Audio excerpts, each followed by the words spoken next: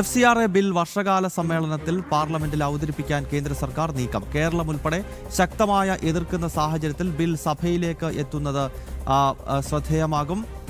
ജനന മരണ രജിസ്ട്രേഷൻ നിയമം, വികസിത് ഭാരത് ശിക്ഷ അഭിഭാഷൻ ബിൽ, സുപ്രീം കോടതി ഭേദഗതി ബിൽ എന്നിവയും സഭയുടെ പരിഗണനയിലേക്ക് വർഷകാല സമ്മേളനത്തിലെത്തും. നന്ദഗോപനാണ് ഡൽഹിയിൽ നിന്ന് വിശദാംശങ്ങളുമായി ചേരുന്നത്. നന്ദൻ, തിങ്കളാഴ്ച മഴക്കാല സമ്മേളനം ആരംഭിക്കാൻ പോവുകയാണല്ലോ. FCRA ബില്ലുമായി ബന്ധപ്പെട്ട ഇതിനകം തന്നെ വലിയ ചർച്ചകൾ രാജ്യത്ത് നടക്കുന്നുണ്ട്. കേരളത്തിൽ നിയമസഭയ്ക്കകത്ത് ഇതിനെതിരെ പ്രമേയം പാസ്സാക്കുന്ന സാഹചര്യമൊക്കെ ഉണ്ടായി. FCRA ബില്ല് ഈ സമ്മേളന കാലയളവിൽ പാസ്സാക്കാൻ കേന്ദ്ര സർക്കാരിന് കഴിയുമോ? ഒപ്പം മറ്റേതൊക്കെ നിർണായകമായ ബില്ലുകളാണ് മഴക്കാല സമ്മേളനത്തിൽ വരുന്നത്?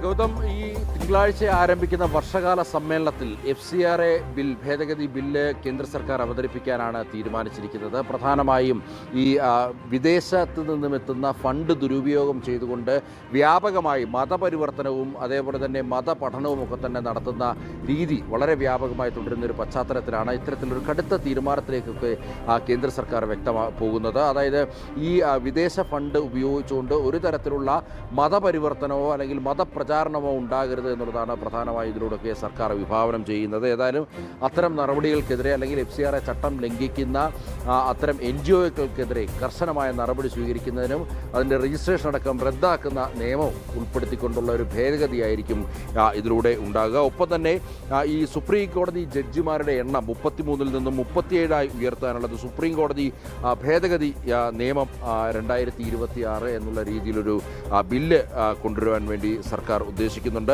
ഒപ്പം തന്നെ മറ്റ് ചില സുപ്രധാനമായിട്ടുള്ള ബില്ലുകളും ഈ ഒരു സമ്മേളന കാലയളവിൽ ഉണ്ട് എന്നുള്ളതാണ് അറിയാൻ കഴിയുന്നത്.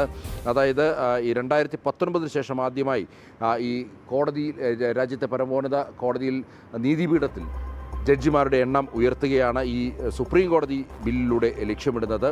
അതേപോലെ തന്നെ ഉന്നത വിദ്യാഭ്യാസ മേഖലയെ നിയന്ത്രിക്കുന്ന UGC അതേപോലെ തന്നെ AICTE എന്നിവയ്ക്ക് പകരം ഒരൊറ്റ ദേശീയ റെഗുലേറ്ററി കമ്മീഷൻ സ്ഥാപിക്കുന്ന ഒരു ബില്ല് കൂടി സർക്കാർ അവതരിപ്പിക്കാൻ ഉദ്ദേശിക്കുന്നുണ്ട്.